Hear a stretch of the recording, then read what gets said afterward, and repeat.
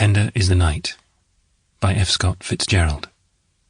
Read by Mark Young. Already with thee, tender is the night, but here there is no light, save what from heaven is with the breezes blown, through verdurous glooms and winding mossy ways. Ode to a Nightingale. To Gerald in Sarah, Many Fates.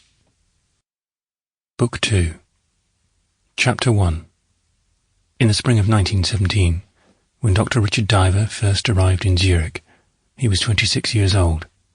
A fine age for a man, indeed the very acme of bachelorhood. Even in wartime days, it was a fine age for Dick, who was already too valuable, too much of a capital investment to be shot off in a gun.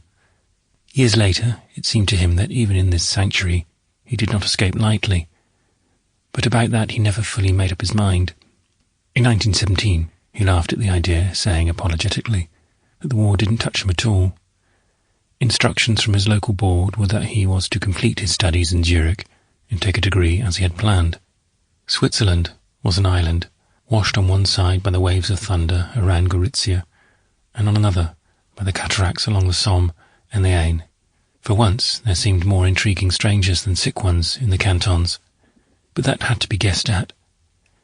The men who whispered in the little cafes of Bern and Geneva were as likely to be diamond salesmen or commercial travellers.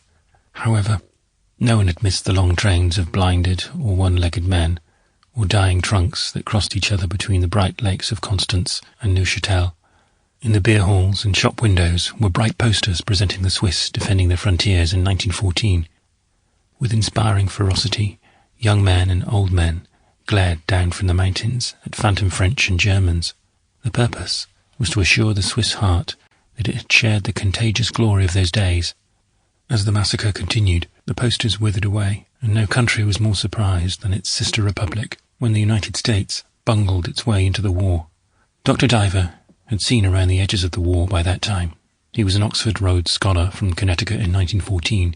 He returned home for a final year at Johns Hopkins and took his degree. In 1916, he managed to get to Vienna under the impression that if he did not make haste, the great Freud would eventually succumb to an airplane bomb. Even then, Vienna was old with death, but Dick managed to get enough coal and oil to sit in his room in the Damenstiefstrasse and write the pamphlets that he later destroyed, but that, rewritten, were the backbone of the book he published in Zurich in 1920. Most of us have a favourite heroic period in our lives, and that was Dick Diver's.